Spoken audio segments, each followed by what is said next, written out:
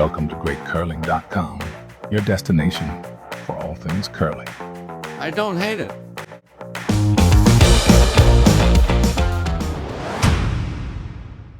All right, are you guys ready to get started? Let's do it. All right, well, Chris, Carter, thank you so much for, taking the time to speak with Great Curling. This is my first interview that I'm conducting for the site. And just the goal of the site is to help, educate more people about curling. And I think, the best place to start is talking about young curlers and junior curlers. So before I start up with the interview, I'd love just to clarify with you guys, how do you pronounce the name of your town? It's Bemidji. Bemidji. Yep. Great. Got it. Okay. So, obviously I'm excited that my first guest here, Chris Justice from Bemidji High School in Bemidji, Minnesota. I know you're the coach of, what is arguably one of the most successful curling programs in the U.S., which makes you a perfect first guest for GreatCurling.com.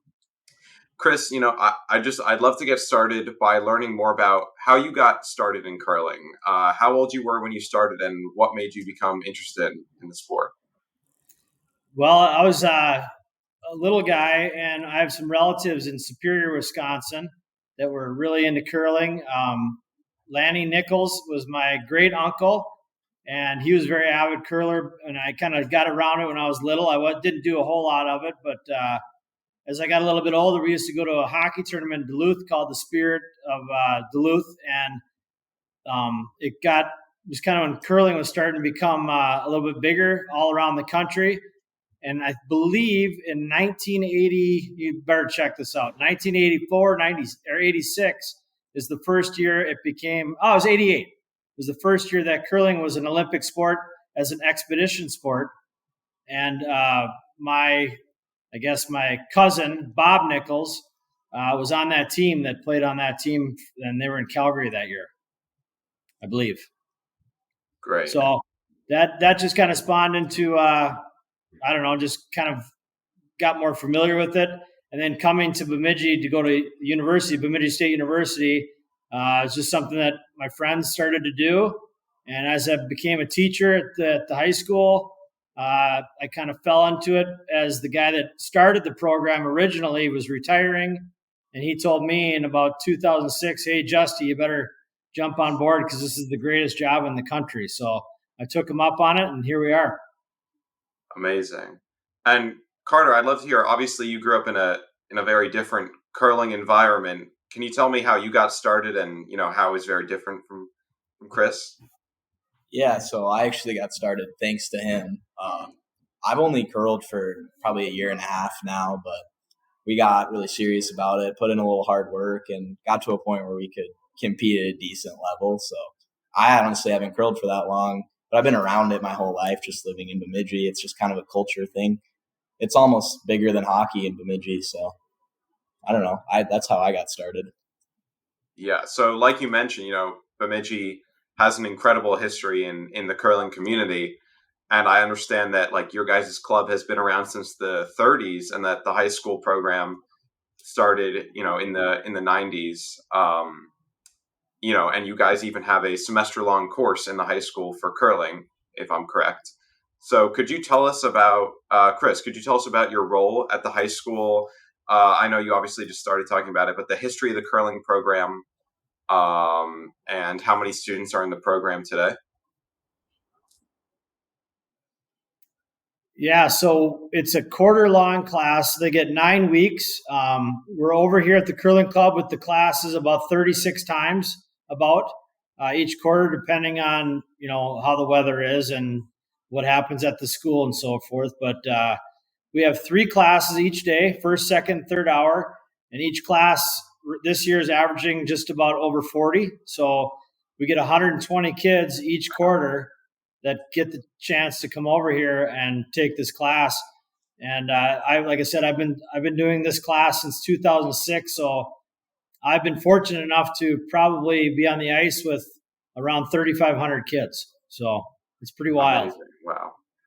So like you were just talking about, how do you guys enable like so many students to participate, and what do you think encourages all these students to, go out and join these programs? I mean, it's not like any other gym class that's at the school. I think there's just kind of I don't know, like an aura about it of let's go try curling. It's a new sport. People see it in the Olympics, and I think it just kind of piques the interest. It's not just the normal, let's go play dodgeball in the gym type of setup. It's something different. You get to go off campus, hang out with your friends. And it's generally a lot of good kids that take the class. And so it just fosters kind of an environment of learning a new sport and enjoying it. Got it. So it's interesting, obviously where I'm growing up in New York, there's, significantly less culture and around curling. So do you want to just talk a little bit about how, like, I know, like you said, when you were growing up, you were surrounded by curling. Is it that prevalent in Bemidji? It is. It's kind of in Bemidji. There's kind of like two seasons: the golf season and then the curling season, and it's a lot of similar faces, a lot of support. Our golf club has a great tradition of producing young golfers at a high level, and the curling club, again, without their support, we wouldn't be here.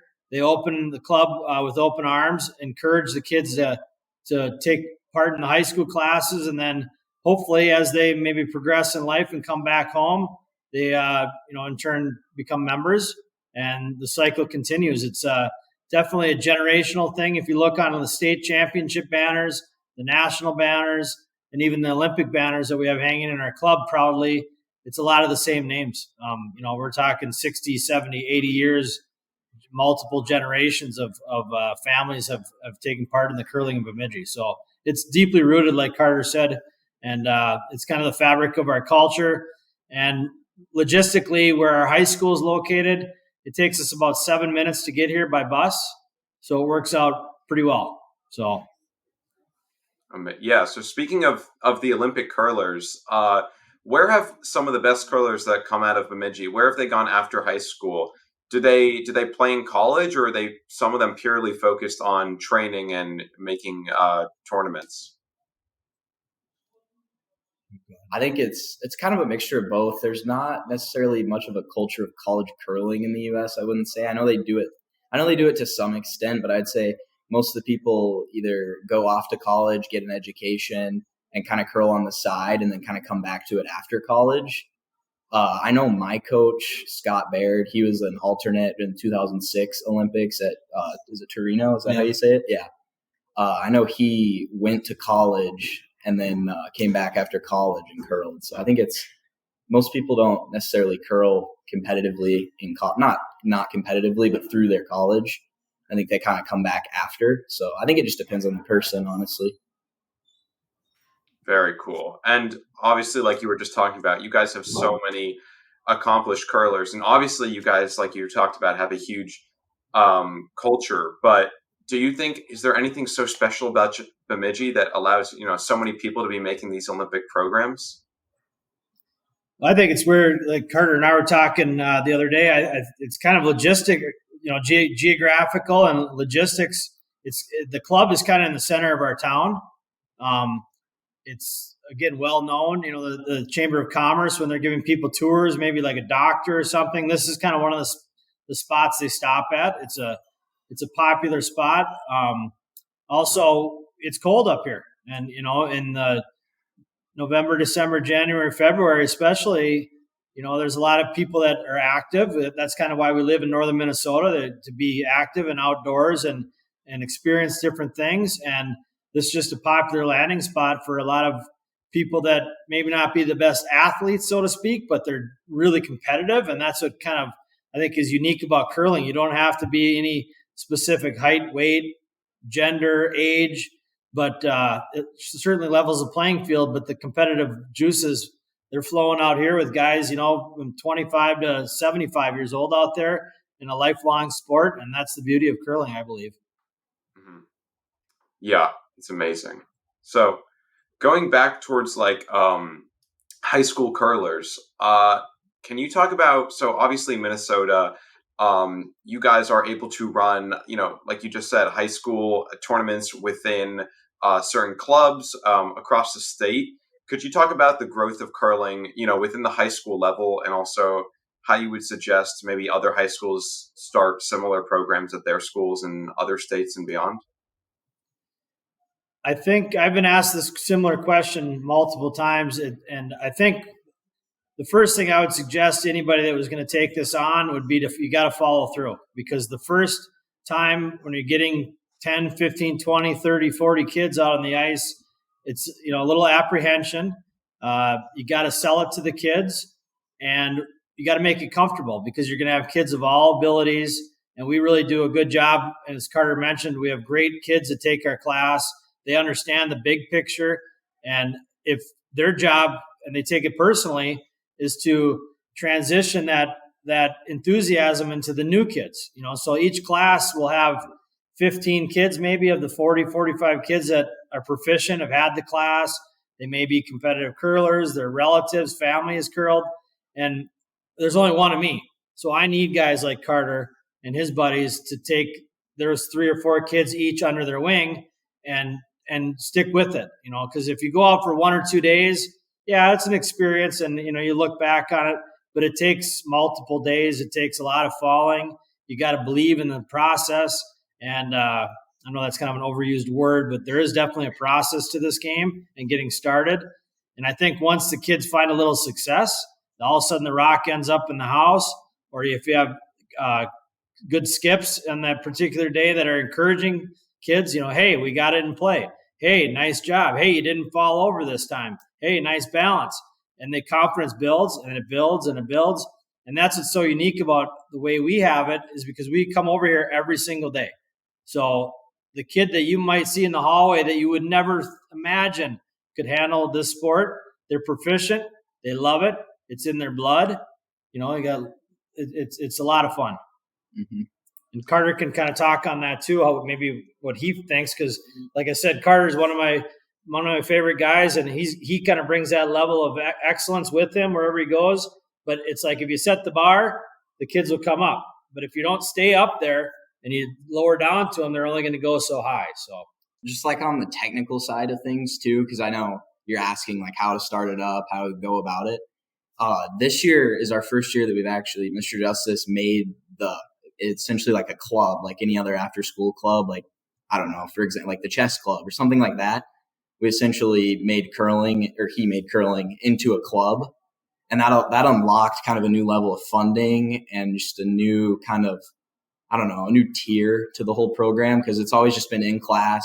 And they've had the Wednesday night league in the past, and then did it just start up again last year? Yeah, it's kind of come and gone with. Yeah, because, COVID and stuff like that, it was hard to keep things rolling. But he just got it started up last year, and then this year is the first year that we've officially gotten it as a club.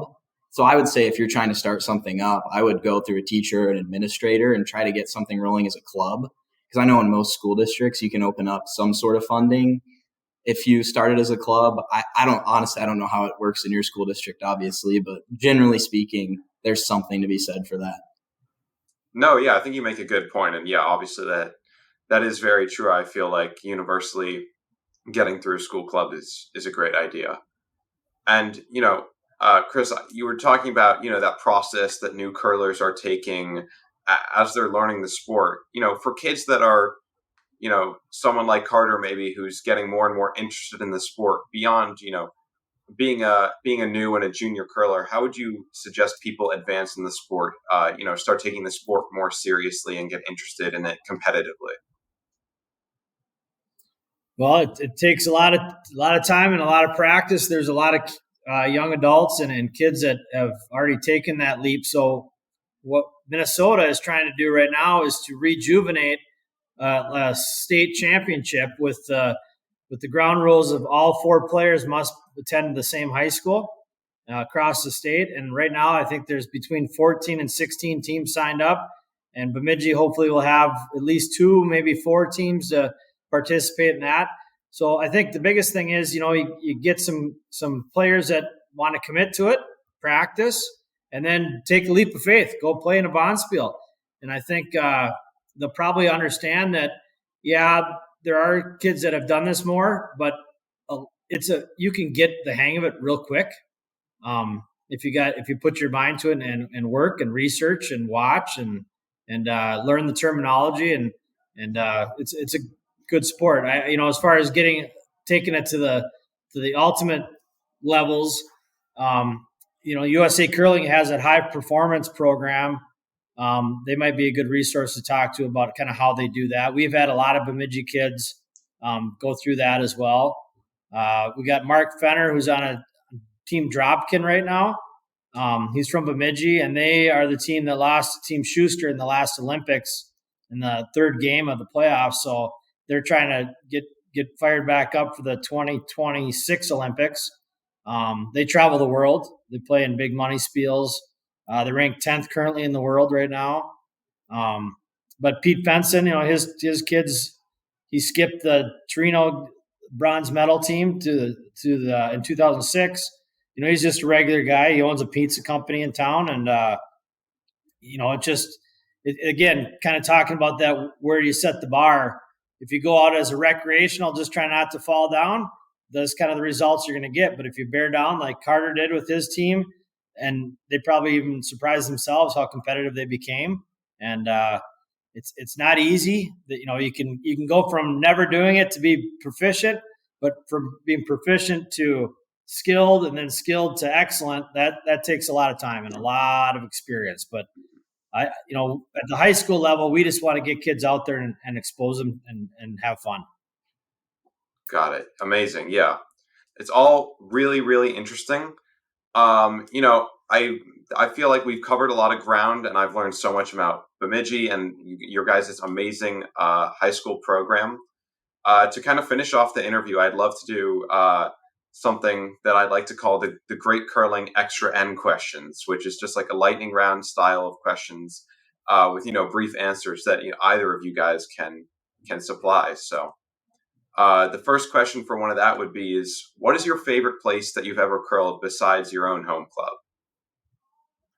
I personally would say Eau Claire Curling Club. It's in Eau Claire, Wisconsin. It's a really cool spot. I curled there November for a U21 national qualifier.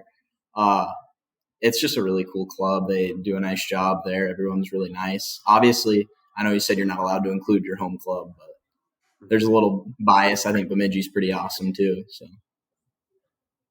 I don't know about Mr. Justice.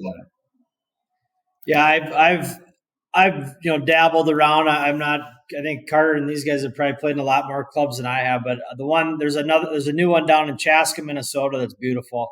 It's got a restaurant. They roll 7 days a week, 8 a.m. to 10:30 p.m. And that's the Twin Cities, Minneapolis, St. Paul area has a lot of history. St. Paul Curling Club is one of the oldest ones and is the biggest one as far as memberships. So it's growing down there. It's not such a northern Minnesota thing now. It's getting down in the populated areas as well. So, Yeah, and I think it's so interesting, like you were saying about the clubs, how they can turn curling into something that's just beyond just a sport, but also like a social outing and somewhere where people can just go to have fun and enjoy their time. Yep. Mm-hmm. So for the next question, I'd love to know, who is your favorite skip that you've ever played with, and what made them so amazing to you? My favorite skip I played with quite a bit was Eric Fenson. He was Pete's younger brother. He multinational champion. And what was so fun about him is he would bring, again, we talk about that, where you set the bar. He would always challenge us to make some pretty tough shots. And knowing that if we could just give him a shot at the last rock at something, he's going to take care of it anyway. So it kind of took the pressure off. And he's a very positive guy. So that was fun. Yeah, so I've only curled with one skip in my tenure. He's actually younger than me. His name's Noah Brink. His grandpa's our coach. His grandpa was in the 2006 Olympics as an alternate. And I'd say Noah, he's only a ninth grade kid, but he does a hell of a job being a leader for as young as he is, because the rest of my team is juniors and seniors in high school. So he's just a really good leader, and he's able to see the shot. I think that's really important with skip, is being able to see 2, 3, maybe even 4 steps ahead. It's like a game of chess on ice. Yeah, and kind of on an opposite note, I would say, who is the hardest opponent you've ever faced, and what made that so difficult? Yeah, so I played in Eau Claire against it's Team A Bear, skipped by Caden A Bear, who was just actually at the World Juniors with the U.S. team, or it might have been Junior B. I think it was Junior B with the U.S. team. They won the silver, and I got to curl against them in Eau Claire, and there's definitely a different level. These kids are practicing excessively and basically have mastered their craft, and they don't miss a shot. And if they do, you have to capitalize, or they're going to stomp you into the ground, and you're not going to have a chance. Okay, so those were the last of my my extra M questions. I mean today I learned so much about Bemidji. Your guys' club sounds amazing. I'm honestly jealous of your guys' program, and I wish I had this much access to curling.